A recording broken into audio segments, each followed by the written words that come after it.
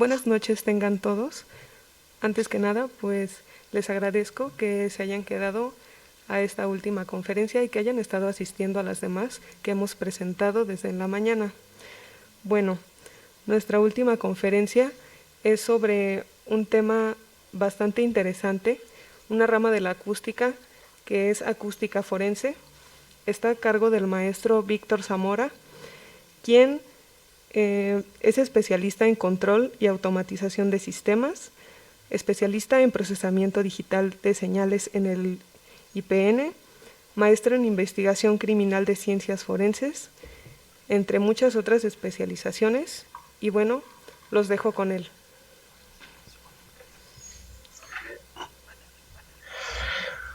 Ok, buenas noches. Buenas noches, buenas noches. ¿Sí me escuchó? Sí, ¿verdad? Sí, maestro. Ok, bueno, primero que nada creo que son 50 minutos, ¿verdad? Lo que tenemos, 40, 45 minutos, 50, ¿no? Más o menos. Así es. Sí, ok. Bueno, antes que nada, quiero agradecer la invitación. Tengo el gusto ya de estar un par de veces, platicando para jóvenes del Politécnico. Me da un gusto otra vez estar con ustedes y regresar un poquito, regresar aunque sea un momento y de esta forma a la que es mi alma mater, ¿no? Del Instituto Politécnico, aunque yo soy de Zacatenco, pero bueno, finalmente todos somos burros blancos, ¿no? No importa si es Culhuacán o Zacatenco o es la, el otro plantel que es el de Azcapotzalco. Bueno, les voy a platicar un poquito acerca de lo que es la acústica forense, pero valga el comentario, no vengo mucho a enseñarles, dicen, cómo enlatar a Herdes, ¿no? Ustedes son ingenieros, saben de acústica, son expertos en acústica, de hecho la exposición es de la materia acústica, entonces, propiamente dentro de esto, pues, pues, creo que no hay mucho que decir dentro de lo que es el tema como tal, sino enfocarnos un poquito a lo que es el ámbito forense, ¿sí?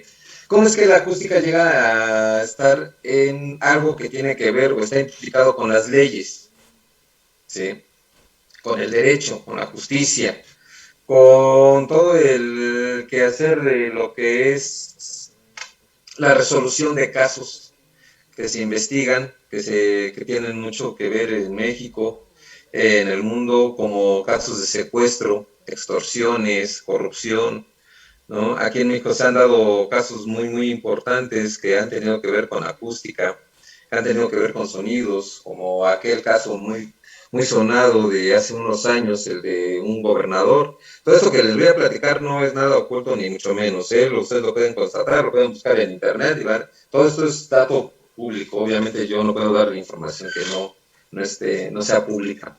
Entonces, recordemos un caso como el del gobernador de Puebla, el señor Mario Marín, que lo grabaron hablando con un empresario que hoy día está preso, ¿sí? El señor Named Kassif, por hablando y teniendo una conversación acerca de cómo iban a intimidar a una reportera, a una periodista, Lidia Cacho.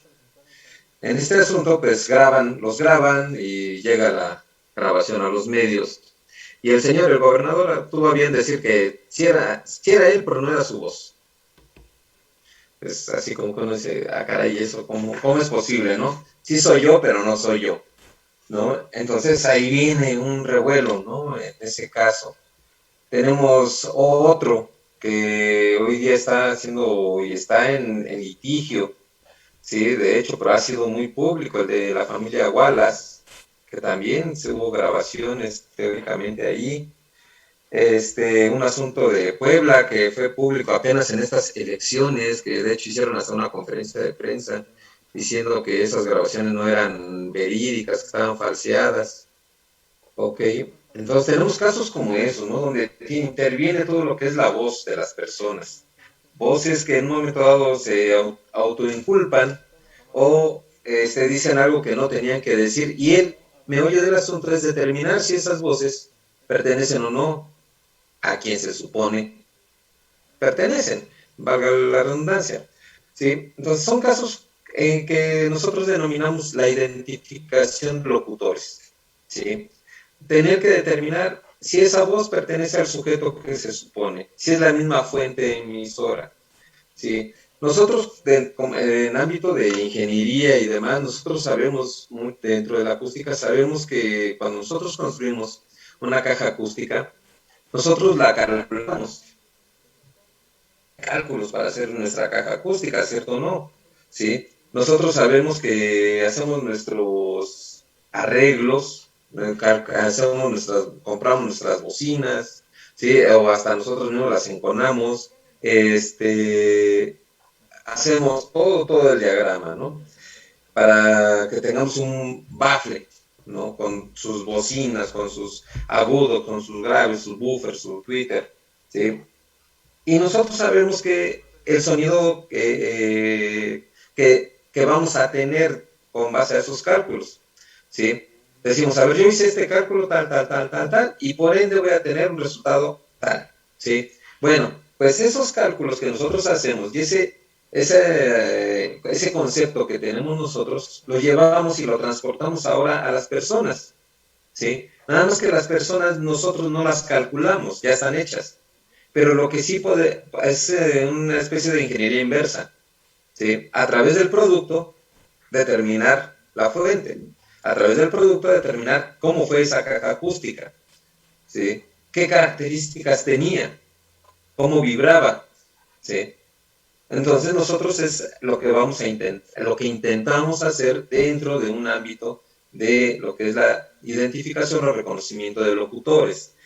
Pero la acústica forense, dentro del ámbito forense, no nada más se basa, principalmente se basa en identificación de locutores, pero se basa también en otras cosas. ¿En cuál? Cuando hay casos donde, es un ejemplo que me viene muy a la mente por algo que aconteció, de un helipuerto, ¿sí? ¿Quién va a determinar si la construcción de un helipuerto cerca de un conjunto habitacional, ¿sí?, puede afectar o no el oído de las personas? ¿Sí? ¿Quién lo determina? Muchos decían, es que es un doctor. Sí, el doctor él sabe que si el oído recibe, en teoría, que si el oído recibe un impacto, ¿sí?, de un cierto cantidad de decibeles o nivel de decibeles, si estamos hablando por arriba de 70 decibeles, y durante más de una hora, diariamente y de modo constante, ¿sí?, sabemos que va a tener una afectación, ¿sí? El tímpano, toda la parte media del oído se va a ver afectada, ¿sí? Se va a ir deteriorando. Eso lo sabe un doctor, pero ¿quién le va a decir al doctor si realmente en ese lugar se está percibiendo un sonido que alcance niveles de 70 decibeles o por arriba, ¿sí? ¿Y quién va a estar cuantificando los periodos por los cuales se está recibiendo esa señal? ¿Sí? Hay que determinar qué distancias, a qué distancia está el helipuerto, a qué distancia está la unidad habitacional, qué paredes son las que cuenta y los cristales, cuánto ruido va a ingresar realmente a la casa habitación, ¿sí? A partir de que va bajando el helicóptero, cómo va incrementando la intensidad del sonido, ¿sí? Entonces, eso, ¿quién lo va a calcular? ¿Quién lo va a decir? ¿Y quién se lo va a ir a exponer? A un juez. ¿Sabe qué? Así pasó, así sucedió, así están las cosas. ¿Sí? El doctor va a decir, bueno, es que ese sonido sí daña. Ah, bueno, tú sabes tu parte médica. ¿Sí? Para alguien te tiene que decir cómo es la exposición al sonido y realmente a qué nivel de sonido estamos hablando o por qué se está quejando las personas. ¿Sí? Eso lo tenemos que saber decir. Otro, me dicen, oye, tenemos una grabación y se escucha a lo lejos deflagraciones de armas de fuego. ¿Podemos saber qué tipo de arma fue o a qué distancia se encontraba del punto donde se grabó? ¿Sí? A donde fue realizada la deflagración. Bueno, ya hay equipo en Estados Unidos que se pone en las ciudades. se ponen varios sonómetros que están monitoreando la ciudad y de repente cuando sucede un acto, graban, ellos están grabando y a través de que se hace un mapeo, se sacan distancias, ¿sí? Y con base a eso intentan ubicar el lugar exacto donde fue o se llevó a cabo la deflagración, el disparo, ¿sí? Entonces, en todo eso, hace falta que peritos, o ¿qué es un perito? Le llamamos perito a toda persona experta, docta en un área, disciplina, conocimiento. Entonces necesitamos, ¿sí?, expertos en acústica que sepan de eso, que sepan cómo poder ubicar, cómo poder diferenciar ciertos sonidos y ubicarlos geográficamente a través de qué, de la misma intensidad y obviamente tener un modelo de comparación para poder definir el cuestionamiento, ¿sí? En esas partes, en esas cosas es donde hace falta ¿quién? Un experto en sonido, ¿sí? Que se está haciendo una grabación, ¿sí? Se está haciendo intervención telefónica. Algo que un juez autorizó, se está haciendo y se está bajando un audio. ¿Sí? ¿Quién es el que les va a decir, oye, bájalo de esta forma, grábalo de esta forma, bájalo con este sampleo? Muchas personas que dentro del ámbito policial o de investigación le hablamos de un sampleo y se quedan así de, perdón, pues con tal número de muestras. A ver, dame permiso, yo lo hago. ¿No? ¿Por qué? Porque dicen zapatero a tu zapato. ¿Sí? Nosotros somos los que en teoría conocemos esa parte. ¿Sí? ¿Qué es un sampleo? ¿Cuántas muestras requerimos en un audio? ¿Sí? ¿Cuántos bits necesitamos que tenga esa grabación? 16, 32. ¿Sí? ¿Y cómo afecta? Muchas veces nos dicen, oye, pero pues es que da igual, ¿no? Lo que grabe. No, no da igual. Tenemos un resultado diferente. ¿Sí? Entonces, todo ese conocimiento hace falta llevarlo a esta área, a un área de investigación, un área forense, donde podamos, hoy día también tenemos hasta criminalistas acuáticos. ¿Por qué criminalistas acuáticos? Porque también empieza a ver que dentro de estas superficies, dentro de este medio, perdón, empezamos a tener eventos, pero donde también ahora tenemos que ver cómo viaja el sonido a través de este medio, que ya no es el medio común, ¿sí? Bueno, decimos común porque es el que estamos acostumbrados, ¿no? Ahora es un medio más denso, pues tenemos que empezar a ver esa parte, ¿sí? Entonces, todo en esos casos es donde nos hace falta mucho conocimiento para todo lo que es determinar características de sonidos. ¿Sí? En México hay pocos laboratorios. ¿Sí? Yo siempre he dicho que es por desgracia. Laboratorios acústicos forenses. ¿Sí? Ahorita no les voy a decir ni les voy a comentar cuántos laboratorios hay, ni en qué estados, ni en qué instituciones, ¿no? Eso ya es algo más institucional. Pero sí les puedo decir que hay pocos. Hay pocos laboratorios. Y hacen mucha falta. Expertos en esa área, expertos acústicos como ustedes, ¿sí? Que les interese meterse a todo esto, ¿sí? Expertos que salgan de ese letargo que durante años se ha hecho, y no solo en México, sino en varios países, donde hablaban y decían que solo con escuchar podían identificar a una persona, cuando no es cierto. Con escuchar reconocemos a una persona, no identificamos. Es muy distinto el proceso. El proceso de reconocimiento nada más es a través de ¿qué? De la memoria, un recuerdo que tenemos y que captamos a través de nuestros sentidos y que en un momento dado nos lleva a hacer un match, pero es un recuerdo, ¿sí? Es algo cognitivo, pero no es un sistema de identificación como tal. Ahora bien, Yo les comentaba ahorita que dentro de lo que cabe, lo que es la acústica forense está más enfocada, o su principal área es precisamente ¿cuál? El estudio de la voz. Sí están viendo mi pantallita, ¿verdad? Sí, sí se ve. Ok, gracias. Es el estudio de la voz. ¿Sí? Esa es nuestra principal actividad. La acústica la utilizamos como un medio de ¿qué? De identificación. ¿Sí? ¿Por qué la utilizamos? ¿Qué es, aquí vendría todo lo que es lo que para nosotros ya dentro de un ámbito criminalístico, ¿sí? Es y a lo que le llamamos identificación o identificar o identidad de una persona, ¿sí? Cuando hablamos de identidad ya hablamos de todas aquellas características que nos hacen únicos e irrepetibles, ¿sí? Aquí nosotros nos movemos dentro de todo lo que es la identificación de locutores y la acústica forense, nos movemos bajo el concepto de que es poco probable que dos cajas acústicas, hablan y denominándole así a las personas, que dos cajas acústicas puedan generar un mismo sonido de modo constante y permanente. ¿Sí? Dos cajas acústicas diferentes no pueden estar generando la misma señal de modo constante. Por fuerza vamos a encontrar diferencias. ¿Sí? No es lo mismo que ustedes tengan no sé, ahorita se me fue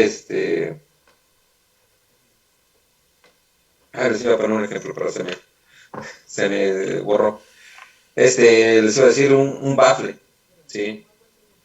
No es lo mismo un bafle de un sonidero, de los que todo el mundo conocemos, ¿sí? A un bafle de los chiquititos que nos venden y que vienen integrados a un estéreo casero, ¿sí? Nos van a dar sonidos diferentes. ¿Por qué? Porque sus dimensiones son diferentes. ¿Por qué? Porque las mismas bobinas de las bocinas son diferentes, los entornados son diferentes, ¿sí? Las dimensiones de las mismas bocinas son distintas y el arreglo que se hizo a través de los filtros son distintos. Por lo tanto, vamos a tener un efecto diferente. Bueno, así nosotros vemos de repente a las personas. Y bajo esa idea es que nosotros entonces intentamos identificarlos y lograr determinar sus características que lo hacen único y que le dan identidad. Ahora, todo eso que nosotros sabemos que siempre va a haber una señal auditiva en la comunicación entre unas personas. Para nosotros querer comunicar o transmitir algo, siempre vamos a tener que hablar, que abrir la boca. Vamos a hacer un proceso mental primero y luego vamos a abrir la boca y vamos a generar unas articulaciones. Esas articulaciones van a empezar a funcionar como si fueran una especie de filtros. ¿Sí? Vamos a empezar a ecualizar la señal. ¿Sí? Aquí estaba viendo a la compañera que tenía en su foto de WhatsApp un ecualizador muy bonito. ¿Sí? Pues eso que hacemos con las palanquitas. ¿Sí? ¿Dónde los empezamos a generar nosotros, las personas? Pues empezamos a generar todo ese mismo efecto o un efecto muy similar nosotros al estar articulando y moviendo la boca, ¿sí? Abriendo y cerrando la boca y estando moviendo la lengua, un proceso. Todo eso, estamos modulando, estamos ecualizando, estamos permitiendo salida de unos sonidos, de otros no, unos los enviamos a la salida de arriba, a la nariz, otros los dejamos salir por la boca, otros los retenemos, otros salen limpios, otros salen con un doble sonido, unos salen con una vibración en la garganta, otros salen sin vibración en la garganta. Entonces estamos dándole diferente característica a cada sonido que nosotros estamos empezando a emitir. Pero para todo ese proceso nosotros empezamos por una idea, que eso también está muy relacionado a la identificación. ¿Por qué? Porque no todos pensamos igual. Al decir que no todos pensamos igual, quiere decir que tampoco tenemos todos el mismo conocimiento, la misma información. Y como no tenemos la misma información, por lo tanto no vamos a articular igual. ¿Sí? A mí me enseñaron y yo aprendí siempre a estar hablando así de, güey, chale, ya te pasas. Y así como mordiendo la lengua y como que ni abro bien la boca. Y hasta hablo y hago un sonsonete porque como siempre lo escuché y donde yo viví siempre se hablaba así, pues aprendo a hablar así, es la información que tengo, ¿sí? Otros van, o sea, no te pases, o sea, ¿cómo voy a estrellar ahí? No, o sea, porque, mira, cuando íbamos, y empezamos a hablar así, entonces tenemos diferente información. Esa información va a hacer que nosotros entonces estemos moviendo la boca de forma diferente. Eso nos lleva a la idea de que entonces no todos estamos filtrando de igual forma. ¿Sí? Ya por un lado, primero sabíamos que no tenemos las mismas dimensiones, somos cráneos, somos cavidades distintas. ¿Sí? La cavidad oral, la cavidad nasal, ¿sí? Son diferentes entre una y otra persona, y ahora no solo eso, sino que las ideas que nosotros tenemos, la información que tenemos en la mente, nos va a provocar que articulemos y hagamos sonidos también diferentes.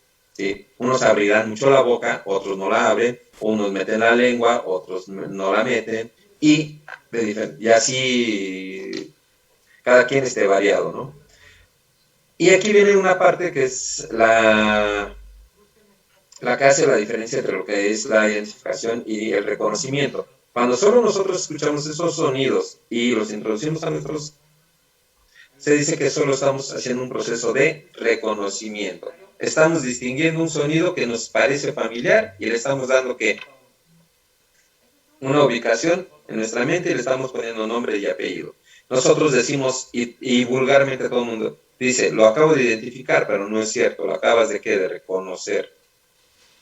Es un proceso diferente. ¿Sí?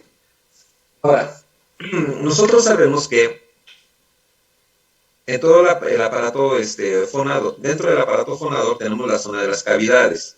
¿Sí? Estas cavidades, que es la cavidad oral, la cavidad nasal, el flujo de aire que viene desde la zona de los bronquios, pasando por la zona de la laringe, la zona faringea, va a estar entrando en estos ductos, en estas cavidades. Nosotros aquí viene hasta, podemos recordar teoremas de física, ¿no? Los teoremas de Bernoulli, de Venturi, cuando estamos hablando de flujos, de cómo va pasando el fluido a través de diferentes tubos y cómo va cambiando la velocidad y presión. ¿Sí? Eso lo recordamos, que viene un tubo así grande, de repente lo recorta, lo hacemos más chico, y luego lo volvemos a abrir y demás. Y cómo va cambiando ciertas características del flujo. Entonces, eso mismo está sucediendo aquí. ¿Sí? Nosotros tenemos entonces una caja resonadora con diferentes características y sabemos que entonces la faringe también va a estar funcionando dependiendo de la información que de nuestro cerebro le está dando, va a estar cerrando o abriendo de diferente forma y se va a estar expandiendo. ¿Sí? La faringe tiene esa capacidad. No lo notamos mucho, pero sí se mueve. Ajá. Entonces, nuestra lengua, que aquí lo vemos, que es todo este bulto, también va a estarse moviendo y va a estar dando una cierta forma al sonido que estamos emitiendo. ¿Sí? Ahora, como les decía hace un momento, nosotros percibimos ese sonido y en la mente podemos decir, como que sí se parece, como que no se parece. Pero siempre nos va a quedar esa duda de que si es o no es, que si es. Aquí viene un problema muy común que se da y se dio durante mucho tiempo en laboratorios de identificación de voz. ¿Cuál fue? Que en un momento dado despreciábamos el concepto o los conceptos de la fonética y de la lingüística y pensábamos que, bueno, no pensábamos, yo no, otros, les estoy hablando de generaciones atrás, ¿sí?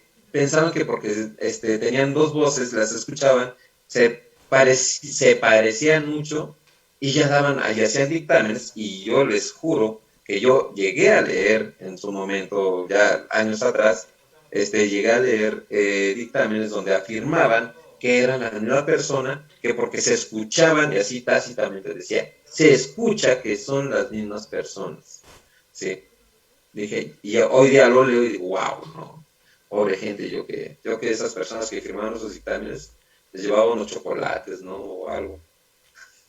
Porque sí, es muy bárbaro haber hecho eso en tiempos muy, muy atrás. Sí, afortunadamente ya no estamos en esa época. Entonces, el oído capta algo y podemos decir, se parece. Bueno, pero se parece, pero tenemos que, dentro del ámbito forense, que es un ámbito legal, es un ámbito penal, ¿sí? Tenemos que ser muy serios en esto, no podemos quedarnos con el se parece. Como estamos como un sistema de identificación, tenemos que decir, es o no es la misma fuente emisora, la misma caja acústica, ¿sí? Eso no es. Porque si no es, y tú estás diciendo que sí es, piensa que le estás aventando 60 años de cárcel a una persona. Y si sí es, pero tú, porque como que no escuchaste bien, dices, es que no es, estás dejando a un secuestrador libre que va a volver a hacer las suyas y que el día de mañana puede ser tú. Entonces, esto es algo muy serio, ¿sí? Algo muy, muy serio, ¿sí? Y por otro lado, ¿por qué no podemos confiar en lo que escuchamos? Por una simple y sencilla razón, el efecto de canal. ¿Qué sucede con el efecto de canal? Al pasar la voz a través de una línea telefónica, y por aquí creo que estaba viendo en los temarios que tienen, compañera, creo que por ahí tienen algo de acerca de voz a través de líneas telefónicas, ¿no? Una plática. Sí, así es. Sí, ¿verdad? Eso va a ser muy interesante y está muy relacionado con lo que nosotros hacemos. ¿Por qué? Porque el simple hecho de que pase la voz por la línea telefónica se percibe ya diferente por los cortes, ¿no? De la banda. Entonces el canal de comunicación empieza a cortar información, empieza a eliminar información, no deja pasar ciertos datos de la voz. Entonces la persona que está escuchando esas voces, pues realmente ya no está escuchando la voz original, está escuchando una voz filtrada, una voz alterada, ¿sí? Una voz modificada. Entonces con mayor razón no podemos confiar en el oído. ¿Sí? El oído nos puede ayudar como una parte de orientación. Como que lo reconozco, pero tenemos que acudir a quién, aquí abajo, a la parte física, ¿sí? A alguien que es meramente y 100% objetivo, cuantitativo, y donde nosotros empezamos a jugar y a manipular la información con base a el conocimiento que tenemos. Si yo quiero identificar unas voces y una la tengo grabada de un micrófono directo y la otra la tengo grabada de un teléfono celular, ¿qué debo de hacer? Lo puedo comparar al 100% y voy a buscar que enganche todo, que todas sus partes se embonen una con otra, pues eso sería lo más absurdo, ¿sí? Bueno, pues en su momento, en su tiempo, y les estoy hablando de más de 20 años atrás, llegó a hacerse, y no solo en México, se llegó a hacer en España, en Inglaterra, en Colombia, ¿sí? Hubo etapas oscuras, como todo en la vida, ¿no? Nos estamos hablando de tiempos ya, los 80s, ¿sí? 90s, principios de los 90s, ajá. Donde hubo lugares, países, donde no contemplaban este tipo de detalles, que poco a poco se fue saliendo y fueron saliendo, y hoy día ya tenemos toda una tecnología que ya trabaja con estos conceptos, pero que si no los conocemos bien y si no los aplicamos bien, pues en un momento dado también empezamos a hacer tonterías, ¿no? El conocimiento no nada más es lo que pasa con Google o con Internet, ¿no? El conocimiento ya está ahí, está amontonado, pero ¿de qué te sirve ahí si no lo sabes usar? ¿Sí? Si no lo aplicas correctamente. Entonces, hace mucho no se contemplaba esa parte de que, ¿sabes qué? Pues es que el sonido viene filtrado por un canal de comunicación, por un teléfono, y ahora un teléfono celular, y después de eso ya viene ahora y también creo que hay una plática por ahí, ya viene la voz a través de una IP, VoIP, ¿sí? Ya viene la voz ahora se graba a través de un Messenger, de un WhatsApp, ¿sí? Mensajes de voz, ¿sí? ¿Qué características tienen esos mensajes? Bueno, pues todo eso tenemos que conocerlo y tenemos que también meternos ahí. Ustedes, la mayoría de ustedes acústicos, de cine, hemos tenido y tuvieron clases de algo de telecomunicaciones. Aplicar ese conocimiento también. Saber en dónde impacta a lo que es el grueso de la voz, donde tenemos en el rango de frecuencia, donde actúa y donde viene la voz, el rango de frecuencia de la voz, las partes importantes vienen en donde, el rango de 0 a 6000 hercios. ¿Sí? Ahí viene lo grueso, lo importante. Dice la carnita de la voz, ahí está. Bueno, como la información de la voz viene, y no de 0, viene como de 70, más o menos, 70 hercios, a cerca de 6000, pues ver cuando esa voz pasa dentro de los demás canales de comunicación, qué tanto nos afecta, qué tanto nos elimina, qué tanto nos va a cambiar la información, ¿sí? Entonces nosotros cuando empezamos a trabajar con esto que vemos abajo, que ya son espectrogramas, nosotros ahí podemos empezar a jugar con el conocimiento. Es decir, ¿sabes qué? Yo sé que la voz que estoy queriendo comparar viene de un canal telefónico y aquí tengo una voz que grabé directo con micrófono, pues yo sé que nunca me van a hacer el match completo. Yo sé que esta es más chiquita y esta es más grande, ¿sí? Entonces yo ya sé que debo de buscar nada más en este rango y no me debo de hacer bolas buscando acá abajo, porque si algo comparo aquí abajo, lo único que voy a estar comparando es basura, ¿no? Y agarro y de repente, y les juro que este caso, esto que les voy a comentar, no les voy a decir en dónde, pero yo lo vi en una institución, ¿sí? Vi un dictamen, ¿sí? Donde precisamente decían que estaban comparando algo que conocemos como las estructuras formáticas, ¿sí? A los 4800 hercios. Y decían que hacía match a 4800 hercios. Dije, qué bárbaro. ¿Cómo lo hiciste? Porque la voz venía por un teléfono celular.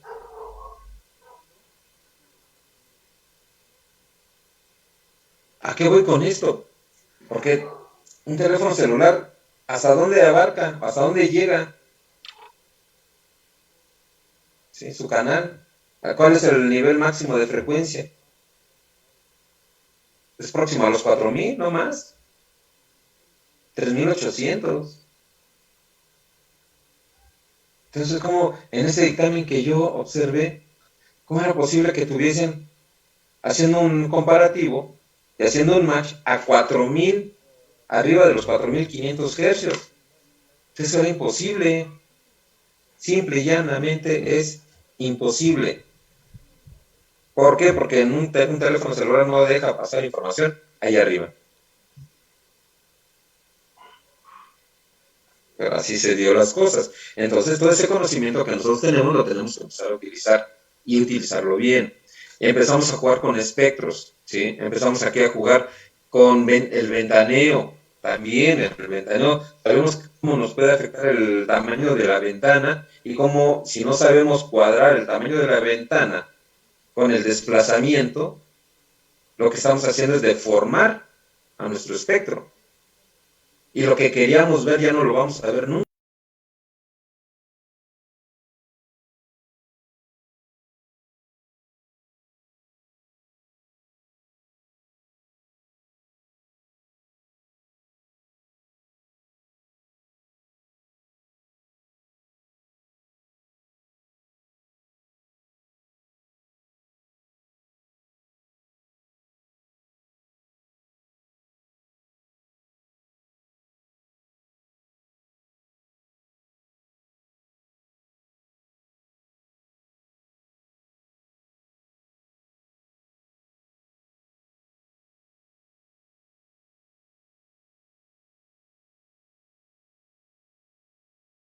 Sí, muchas gracias.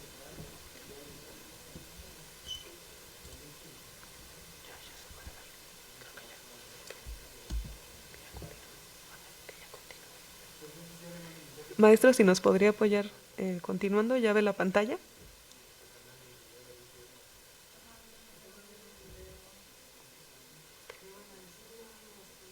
Si está hablando, está muteado. Perdón, a ti ya te veo. Perfecto, gracias. No, ¿de qué?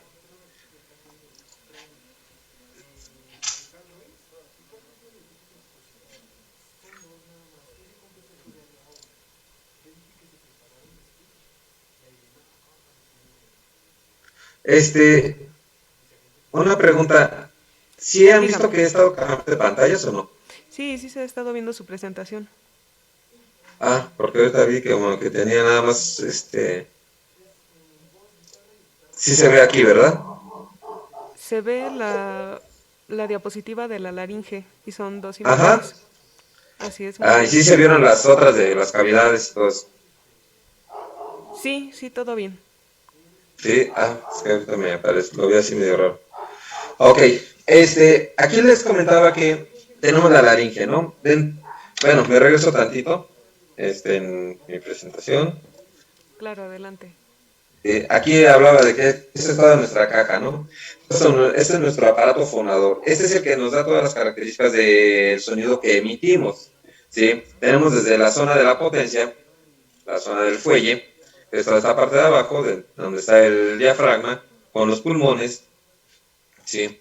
La zona de los tubos o los conductos, que son los bronquios, bronquiolos y la tráquea, llegando a los vibradores y luego a la zona de resonancia y modulación. ¿Ok? Ahora, una de las partes que les estaba mencionando ahorita que nos interesa mucho es esta, la laringe. ¿Por qué? Porque propiamente es donde sabemos que es donde se lleva a cabo la vibración primaria, ¿sí? Donde viene el aire, impacta las cuerdas vocales y las hace vibrar. ¿Ok? Entonces, eso es precisamente la gran importancia que tiene esta zona.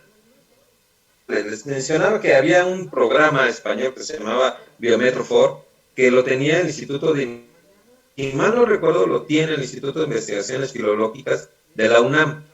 ¿Sí? No importa, también di clases ahí. Entonces, en este programa medir 73 características de la vibración de las cuerdas vocales, si mal no recuerdo. 17. Entonces, ¿por qué se le medían tantas características 73 a las cuerdas? Porque ellas nos dan, son las que, se puede decir, con ellas nace el sonido de la voz, al tener vibraciones de las cuerdas. Ellas ya después van, a través del mismo proceso se van generando los armónicos y a través del mismo proceso de la voz se van generando después lo que son las formantes o estructuras formánticas. Pero dicen, todo nace de aquí, o gran parte nace aquí. ¿De dónde? De las cuerdas vocales que están dentro de la zona laríngea. Aquí sabemos que tenemos unas zonas de cartílago, como lo que es los cricoides, los tiroides y los aritenoides, que van a darle variación a la tensión de la cuerda. Ustedes como acústicos bien saben lo que se provoca cuando le cambiamos la tensión a una cuerda, en una guitarra, un violín, cualquier instrumento de cuerda. Ustedes con la perillita cambien la tensión y van a ver lo que pasa. Cambia la nota en automático. Entonces nosotros aquí tenemos zonas de cartílago que va a estar jalando a las cuerdas, provocando cambios de tensión, ¿sí? Y no solo cambios de tensión, sino en un hueco que tenemos entre las cuerdas vocales llamado glotis. En este espacio va a cambiar también su apertura, ¿sí? Al cambiar su apertura, obviamente la cantidad de flujo de aire que está circulando a través de ella va a cambiar y por lo tanto las cuerdas van a vibrar también de forma diferente.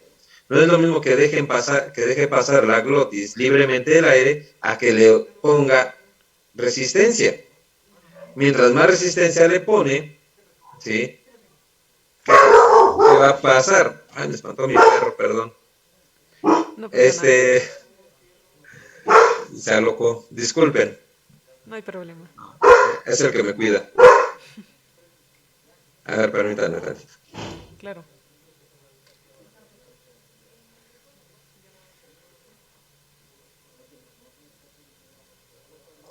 Sí, papi. Sí, papá, te quiero. Ya.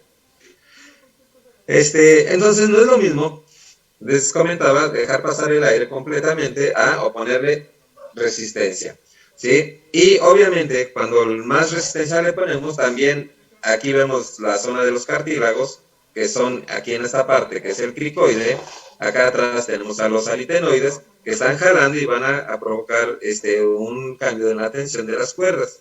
¿Sí? Por lo tanto, el flujo de aire es distinto, la presión en la parte inferior de las cuerdas y del pliegue va a ser distinto, por lo que la frecuencia de vibración de las cuerdas obviamente también va a ser distinto. Bueno, esto es muy importante, ¿por qué? Porque esto tiene que ver también con lo que les decía al inicio, que cada persona aprendemos a hablar de forma diferente. Nosotros desde niños aprendemos a modular, ya adaptar todo nuestro sistema para imitar ciertos sonidos. Muchas veces a los hijos les dicen, oye, es que hablas igual que tu papá, o a las mujeres les dicen, hablas igual que tu mamá, ¿sí? Y siempre les andan diciendo eso, ¿no? También tenemos los casos de los imitadores. ¿Qué hace un imitador? Está forzando su cuerpo, su organismo, todo su aparato fonador para sonar como él quiere que suene. Pues parte de eso, de esa información, ya sea aprendida como un imitador que está queriendo forzar su cuerpo de modo controlado, ¿sí? A aprender desde niños a adaptar nuestro cuerpo y darnos cuenta, lo estamos controlando, ¿sí? Bueno, pues todo eso, ese control que generamos mental, afecta también a esta parte. ¿Cómo es que yo, siendo más alto que mi papá y teniendo un sistema óseo diferente al de mi papá, teniendo un aparato fonador diferente al de mi papá, cómo es que yo sueno como mi papá? ¿Qué está pasando? ¿Cómo es que un chaparrito, una persona, un imitador, todo chiquito, chaparrito, de unos 60, puede imitar y generar un similar a la de Chabelo? Que Chabelo tiene una caja torácica muy diferente, tiene con una dimensión y un tamaño muy diferente. ¿Por qué? Porque estamos adaptando nuestro cuerpo a trabajar de tal forma que logramos imitar un sonido. ¿Sí? Entonces, eso lo hace un imitador, pero de modo natural, nosotros desde niños aprendimos a qué? A darle la apertura a nuestra glotis. Aprendimos a tensar nuestras cuerdas para emitir ciertos sonidos y que suenen de cierta forma, ¿sí? Que suenen con el cantadito que hablan en Monterrey, que suenen con el cantadito que hablan en Hidalgo, que suenen con el cantadito que hablan en la zona del centro del DF. Todo eso nosotros lo aprendemos y lo vamos controlando, y cuando hacemos una llamada telefónica en un secuestro, en una extorsión, pues nosotros muchas veces no podemos y se nos olvida, queremos hasta imitar otra voz cuando estamos amenazando, hola hijo, pero después de 2 minutos se nos olvida y empezamos a colocar y a posicionar todo nuestro sistema como aprendimos desde niños. Y eso es lo que también nosotros vamos a empezar a buscar. ¿Cómo es que esta persona está logrando tensar sus cuerdas? ¿Cómo lo vamos a ver? ¿Dónde lo vemos? Lo vemos en un cepstrum. ¿Sí? Y es donde empezamos a ver características de las cuerdas. ¿Sí? Y de los flujos de aire. ¿Ok? Vamos a irnos un poquito más acá. ¿Sí? Ahora, dentro del aspecto forense, sí, ya más o menos entendimos y vimos la importancia de conocer el cuerpo y qué es lo que estamos buscando y cómo nosotros lo vemos de forma análoga a todo un sistema mecánico. Como les dije hace rato, aquí lo estamos viendo como nuestra fuente. Tenemos una fuente de poder, ¿sí? Viene por unos ductos y pasa a una zona de vibración, una zona de generación. Y después pasa a una zona de filtros. ¿Sí? Entendiendo nuestro aparato de esa forma, nosotros vamos entendiendo qué vamos a encontrar en cada etapa. qué estamos analizando en cada etapa, ¿sí? Aquí sabemos que lo que le vamos a analizar en primera instancia es cómo vibró, qué frecuencia, ¿sí? Y cómo energizó en un cepstrum. Entonces eso nos interesa mucho, porque a partir de ahí vamos a empezar a ver cómo empiezan a generarse nuestras formantes del habla. Ok, ahora, dentro de un aspecto forense nos interesa lo que trae cada audio que vamos a analizar, el contenido y sentido del mensaje, la información sobre el locutor, que esa es la más, para nosotros, viene siendo la más importante. El contenido y sentido, ¿sí?, nos interesa en un segundo plano, pero lo principal para nosotros es la información que puede traer sobre el locutor, ¿sí? Y algo que nos afecta es que, lo que hace rato comentábamos, o les comentaba, el canal de grabación. ¿Sí? El canal de grabación tiene mucha importancia. Como les digo, hace muchos años no lo consideraban, ¿no? Se les escapaba el efecto. ¿Por qué? Porque no eran acústicos, eran doctores los que lo revisaban, la voz. Por eso se les escapaba esa parte. ¿Sí? Bueno, ahora, en una voz tenemos que ver que tenemos unas propiedades que se le conocen como propiedades constantes y estables, ¿sí?, que tiene que ver con sus dimensiones y características articulatorias. ¿A qué le llamamos propiedades constantes y en qué momento son constantes? Bueno, hagamos de cuenta que desde que nacemos hasta que alcanzamos una edad adulta, madura, 18, 20 años aprox, ¿sí?, nuestras cajas, nuestros resonadores, todo va cambiando, va creciendo. Por lo tanto, en esos momentos no podemos estar hablando de algo constante. Podemos hablar de algo constante hasta que llegamos a la madurez. ¿Por qué? Porque la voz de los hombres es muy particular, muy peculiar, a diferencia de las mujeres. Las mujeres se quedan siempre un poquito arriba, pero los hombres pasa algo muy divertido. Pasamos de ser de una frecuencia alta de vibración de las cuerdas vocales a ser una frecuencia baja, ¿sí? Pasamos de estar vibrando cerca de 350 Hz, 360 Hz, la vibración de nuestras cuerdas vocales, pasamos hasta 100 Hz. Descendemos en la vibración. ¿Por qué desciende nuestra vibración de las cuerdas vocales? Pues, primero estamos creciendo, obviamente tenemos más masa, van madurando nuestras cuerdas, ¿sí? Nosotros sabemos bien que mientras más masa tenemos, pues necesitamos, ¿qué?, más fuerza para poderlas mover, ¿sí? Son inversas, ¿sí? Fuerza y la masa y el movimiento. Entonces, van creciendo, y no solo van creciendo sino también en qué, en grosor, van adquiriendo más masa. Para hablar, grabamos a un niño de 12 años, y ese mismo joven, ahora yo lo grabo, cuando tiene 20 años, vamos a ver que descendió su frecuencia de las cuerdas vocales.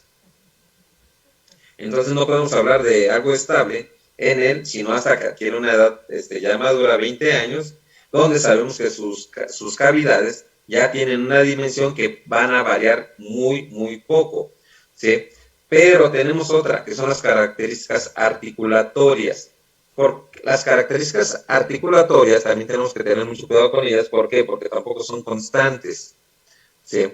Tenemos pequeñas variables. Mientras somos niños, nuestro acervo cultural es muy bajo, nos guiamos mucho por las formas de hablar del barrio, del lugar.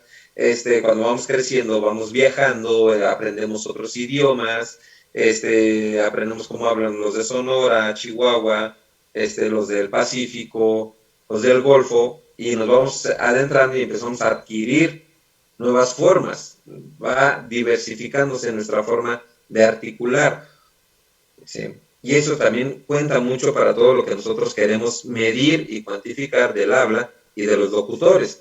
Ya no, ¿por qué? Porque la voz, el producto que nosotros medimos, no solo se basa en las dimensiones, sino también en la modulación, que hace rato les decía. Entonces nosotros si cambiamos un poco la modulación, la forma de mover la boca, el punto de apoyo de la lengua, ¿sí?, y hasta la forma como apretamos la zona faríngea cuando queremos hacer la voz así como más varonil, ¿sí? Que queremos hacerla más sexy, por decirlo de un modo, ¿no? Pues estamos, ¿qué? Apretando la garganta. Pero eso la vamos aprendiendo con el tiempo. Entonces, ya llega un momento cuando una persona tiene cerca de 20 y algo de años, ¿sí? Ya lo que ya se quedó en su cerebro es lo que va a predominar hasta ese momento. De ahí en adelante lo que venga va a darle solo que matices, ¿sí? Entonces, por eso una persona que nunca salió de su pueblo, y no es de modo peyorativo, lo digo en el buen sentido, que nunca salió de su pueblo, que nunca salió de su lugar, ¿sí? Lo llevan a ustedes. Un ejemplo, nuestro querido presidente hoy día, ¿sí? El señor vivió toda su vida, hasta los veintitantos años, ahí en Tabasco, y escúchenlo hablar. Por ya tiene 60 y tantos años y el señor nunca se le quitó el sonsonete de tabasqueño, el modito de tabasqueño, ¿sí?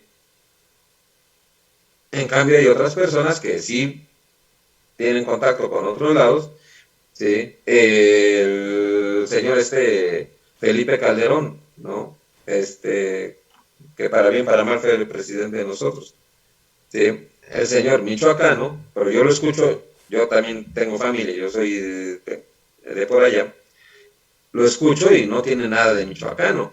¿Por qué? Porque el señor se movió en otros lados, fue cambiando su modo de articular, perdió gran parte de ese acento.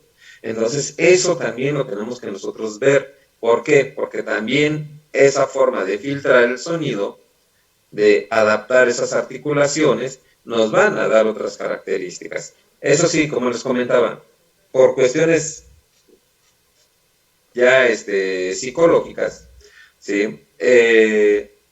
Perceptuales y demás, cuando llegamos a cierta edad, lo único que hacemos es matizar.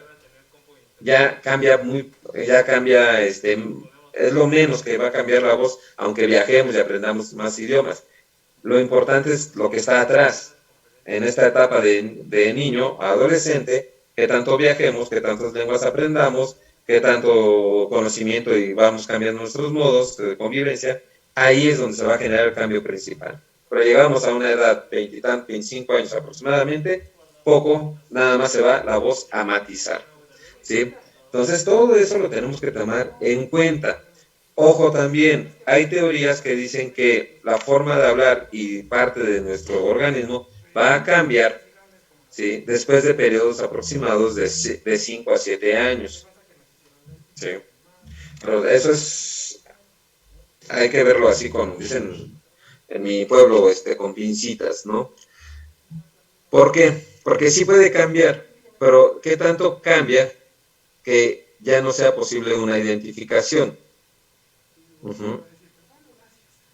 Aquí lo único que es para cuestiones forenses es que para nosotros es una alerta cuando sabemos que un audio, estamos comparando dos audios y tienen una diferencia entre ellos de 5 a 7 años, tenemos que tener mucho, mucho cuidado, ¿sí? ¿Por qué? Porque puede que tengamos de variables, ¿sí? Que en un momento dado, si no lo consideramos, podemos dar un falso, ¿sí? Ahora, dice propiedades variables, ¿sí? Lo específico de el punto de dimensiones y características. A partir, que les decía, dimensiones y características articulatorias, a partir, una es cerca de los 20 años, la otra es cerca de los 25 años. A partir de esas edades ya podemos hablar de que tenemos características estables y que van a cambiar muy poco a través de los años hasta que lleguemos a edad ya un poco más avanzada, pasando los 50 años, donde empezamos a tal vez perder dientes, perder articulaciones, de tanto fumar, de tanto tomar, de más cosas, podemos tener afectaciones ya de otro tipo, ¿sí? Entonces, hasta ahí. Propiedades variables, dice lo específico del estado de ánimo y emocional del locutor. Aquí nosotros tenemos que considerar que nuestro vibrador, que es las cuerdas vocales, que nos interesan mucho y que para nosotros, les digo, es algo que es una de las principales cosas que nosotros analizamos, que es la vibración de esas cuerdas vocales. Ajá. No porque nos digan mucho, sino porque son la base de todo. Por sí misma la vibración de las cuerdas vocales solo nos orienta, pero el efecto que generan en los armónicos en las resonancias, es lo que a nosotros nos interesa más. Entonces, ahora, aquí dice lo específico del estado de ánimo. Nosotros cada vez que tenemos un cambio de ánimo, sí empezamos nuestras glándulas endocrinas empiezan a secretar. Tenemos que endorfinas, tenemos dopamina, tenemos adrenalina, serotonina, citocina, todo eso que empieza a generar un cambio en nuestro organismo, ¿sí? ¿Y qué sucede? Hace rato les mencionaba que en la zona laringea tenemos a quién, a las cuerdas vocales que están sujetas al frente por los cartílagos, por el cricoide y en la parte de atrás de los aritenoides. Entonces, al tener esta secreción de nuestras glándulas, nosotros lo que empezamos es a generar una mayor tensión y se empieza a tensar toda la zona de la garganta, ¿sí? Entonces, lo que conocemos como la manzana de Adán empieza a tenerse arriba y se mantiene arriba todo el tiempo, mientras el cricoide baja, generando una mayor tensión en las cuerdas vocales. Entonces, el estado de ánimo está muy relacionado con cambios en la vibración de las cuerdas vocales, en cambios en lo que conocemos como el tono fundamental de la voz, ¿sí? Entonces, hay que tomar en cuenta mucho eso. Y también a nosotros, dentro del ámbito forense, precisamente tenemos que escuchar bien esas grabaciones que se nos presentan, un secuestro, una extorsión, de unas amenazas o de lo que sea. ¿Por qué? Porque cuando hagamos una grabación, lo que se conoce como la toma de muestra de voz, es la grabación que yo le haga a mi inculpado, a mi procesado, al PPL. PPL es persona privada de su libertad. Cuando yo lo entreviste, ¿sí? Debo de generar una grabación y debo tener una grabación donde la persona me hable lo más suelto posible, ¿no? Dentro de lo que cabe, dentro de lo posible. Sí, que hable, que me diga, oye, ¿qué haces? ¿Cómo te sientes? Algo, ¿sí? Porque si le ponemos, no sé si ustedes hayan visto en películas, en CSI y cosas por ahí, sí, que luego están grabando y los ponen a leer 1, 2, 3, 5, 10, dinero, carro, martillo, pesos, niño, mañana. Esas grabaciones, ustedes como acústicos sabrán que no nos sirven mucho. Sirven, vamos, cuando ya no hay de otra, pues vean. Si del cielo te caen limones, aprende a hacer limonada.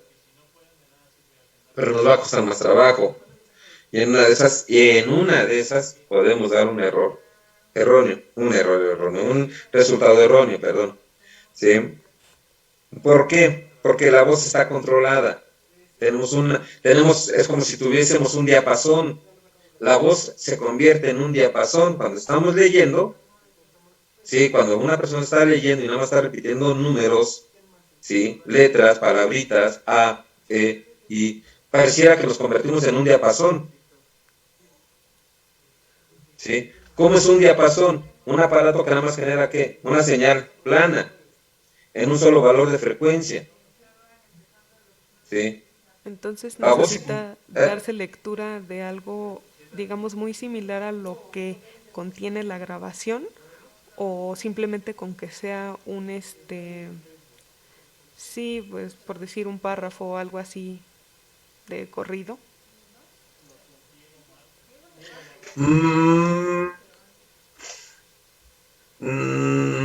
Tendría que ser una lectura que a él le pueda apasionar, algo que a él le guste.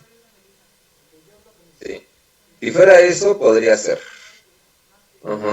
¿Por qué?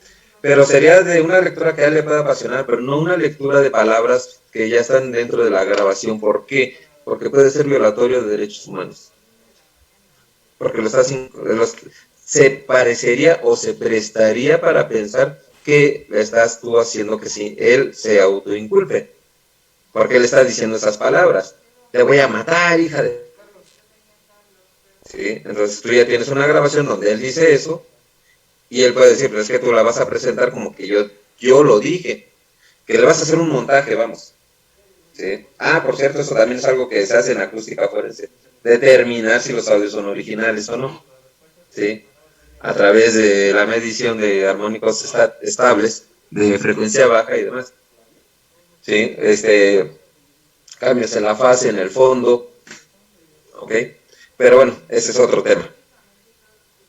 Pero sí, la muestra de voz no legalmente no le puedes hacer que lea lo mismo que una grabación.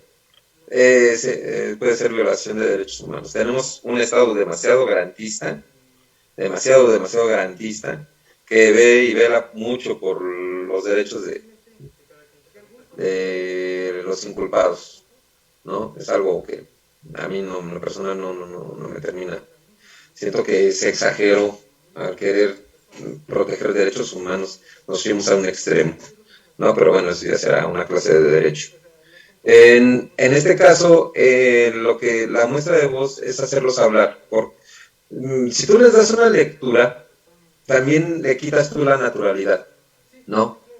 Si es una persona que dice, chale, manito, ¿cómo estás? Ya? No, que esos... Y hace mucho la N y la S.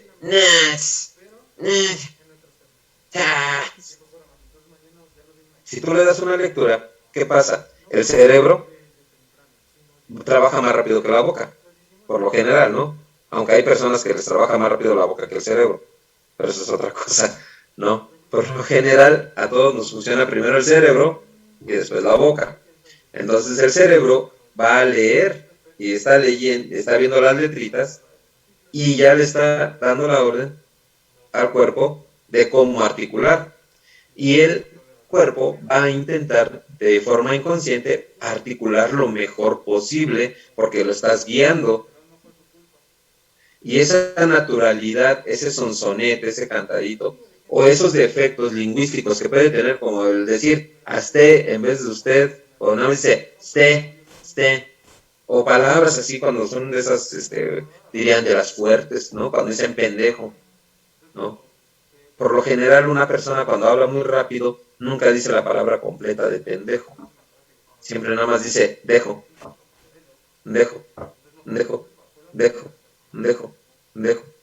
Pero tú lo escuchas el audio y parece que dice pendejo, así la palabra tal cual, pendejo. Pero ya cuando la quiero yo cortar y la estoy delimitando, pues nunca dijo la palabra. Nada más dijo dejo. Pero ¿por qué yo escuché la palabra pendejo? Porque mi cerebro tiene la capacidad de rellenar esos huecos. Bueno, esos huequitos que él deja de modo natural al articular, al hablar, si tú lo pones a leer, vas a hacer que los omita y va a estar hablando de una forma que no es la natural. Por eso también unas lecturas, pues muchas veces no sirve. Una lectura te sirve para, en un momento dado, como quien dice, para cansarlo. Y no para cansarlo de que, no, para cansarlo mentalmente. ¿En qué sentido? De que si él te está fingiendo la voz, o si él mismo está forzando su voz, no, es que yo no puedo hablar. Ponlo a leer 5 minutitos y vas a ver que después de los 5 se le olvida, o se cansa y empieza a soltar su voz natural. Entonces, cánsalo. Para mañoso y medio. ¿No? Entonces lo cansamos, punto. Ponte a leer, a ver cuánto aguantas, te vas a desgarrar la garganta. ¿Sí? Entonces, precisamente por eso no nos sirven mucho las lecturas, ni la repetición de números, palabras, cosas de eso, no, eso es lo que, para una toma de nuestra voz es lo peor que podemos hacer. Obviamente, si no nos queda de otra, y hay veces que nos dan eso, pues ni modo, ¿no? En épocas vamos a dejarlo así, en años anteriores, hay que pensar que yo ya llevo 25 años de perito, ¿no? De experto en todo esto. Ya me tocó ver a Cedillo, a Calderón, a Cedillo, Fox, Calderón, Peña Nieto, y ahora estoy con López Obrador. Este es mi 5º presidente, ¿no? Así de viejo soy. Entonces, en otros tiempos, me tocó ver, y no sé si tú eres muy joven, pero lo recuerdes que antes salía mucho en la televisión a las personas que las detenían, que eran super narcotraficantes, super violadores, y agarramos y salía en la tele y ahí hablando en las cámaras y todo, y diciendo, bueno, esas eran las grabaciones que les hacían, y esas grabaciones eran las que luego nos mandaban. mal hechas, obvio, pero, pues, como te digo, era lo que nos daba ni modo a batallar y a ver cómo, pero le sacábamos, le rascábamos y sacábamos toda la información, todas las minucias, porque teníamos que trabajarlo. Sí, Pero sí no era lo recuerdo. adecuado y nos costaba, obviamente, si yo iba a tener un resultado en una semana, pues ahora te voy a tener en 3 semanas. ¿Por qué? Porque me cuesta más trabajo encontrar las partes, ¿no? Ahora hay que tomar en cuenta que nosotros vamos a analizar características de la voz, ¿sí? Por medio de softwares, ¿sí? Por medio de sistemas. Uh-huh. Y aquí podemos ver, mira, sí, como en un momento dado, cuando tienes una voz demasiado controlada, te genera un septrum así, aplanado, ¿sí? Que eso no nos dice nada. ¿Por qué? Porque se mueve, como te decía ahorita, se mueve como si fuera un diapasón, en un solo rango de en un nivel de frecuencia así. Cuando realmente una persona hace así. Yo cuando estoy hablando, mi rango de voz es entre 90 y 350 hercios. Imagínate. Me pones a leer, voy a estar hablando entre 100 y 140. Mi naturalidad, que está de 140 a 350, se perdió. Y eso nos da, y eso es una característica que a nosotros nos sirve mucho, porque es lo que analizamos dentro de lo que conocemos como la curva melódica del habla, que es las variaciones que tenemos en la vibración de las cuerdas vocales. Calculamos la kurtosis, la oblicuidad, ¿sí? La velocidad de cambio, ¿sí? Máximos, mínimos, ajá. Y no solo eso, también vemos en el septrum cómo se energizó. Si estaba, cuando estás articulando, cómo energizas cuando va subiendo o cuando va bajando. Y eso tiene que ver mucho con la entonación. Entonces, si quitamos esa parte, pues estamos quitando un porcentaje de la identificación misma, ¿no? Y por mucho que tengamos un software para poderlo estar analizando las voces, pues obviamente quitamos parámetros de medición, ¿sí? Y nosotros sabemos que nos sirve, porque, ok, muchas matemáticas, mucha matemática que aplicada en nosotros, ¿sí? Tenemos, pero ayudarle a los sistemas, como dándole buen material para poder trabajar. Uh-huh. ¿Sí? No tenemos algo bien cuando veamos nosotros también aquí hasta nuestros propios armónicos dentro de un software que lo estemos analizando, los vamos a ver como si fueran que réplicas del diapasón, así planos. ¿Sí? Y la forma de articular de la persona también, por no ser natural, van a estar resonando de modos que no son los correctos. ¿Sí? Entonces estas energías que tenemos de mediana y alta frecuencia, pues tampoco nos van a aparecer al valor de frecuencia que deberían de aparecer. ¿Por qué? Porque está forzando su articulación. Y hay que recordar que una primera energía de frecuencia baja, ¿sí? que se genera en el habla, que es la primer formante, ¿sí? Está muy enlazada por la forma en cómo abrimos la boca. Mientras más abrimos la boca, ajá, ¿qué pasa con esta primera energización? Tiende a subir. Vamos cerrando la boca. ¿Y qué pasa? Cerramos los labios, acercamos los dientes y el valor de frecuencia de esta resonancia, ¿sí? Tiende a disminuir, cae. ¿Sí? Puede caer desde 600 Hz, se puede caer hasta 280 Hz. Esa resonancia. ¿Y esa resonancia qué hace? Obviamente, como es una resonancia es una amplificación de un sonido. Entonces tenemos una resonancia a una altura de 300 Hz, cuando viene un armónico a 300, ¿qué hace? Lo amplifica, ¿sí? Pero como tú no abriste la boca como normalmente la abrías, no vas a amplificar al de 300. Como abriste mucho la boca por querer imitar el sonido, hola, ¿cómo estás? ¿Sí? Vas a resonar hasta los 500. Entonces ya no amplificaste el armónico de 300, amplificaste el armónico de 500. Entonces yo voy a ver un pico de energía a 500 Hz y no a 300. ¿No? Hay un fantasma. Ahora déjame decirle. ¿No? Ustedes me dicen cuando terminemos o seguimos. Profesor, ya. Dime. Ya se nos acabó el tiempo. Muchas gracias por estar aquí con nosotros. Ah, Gracias ok. por el apoyo. Muchísimas No, gracias. no, no. Sí, No, de gracias a igual forma, ustedes. pues como ya teníamos también el día de mañana, tenemos una entrevista con usted. De igual forma, si quiere, podemos continuar con la presentación. Aprovechemos el tiempo. Ok, vale. Vale. Gracias, Fer. Ahí dice Maffer. Ah, sí, soy Dalia.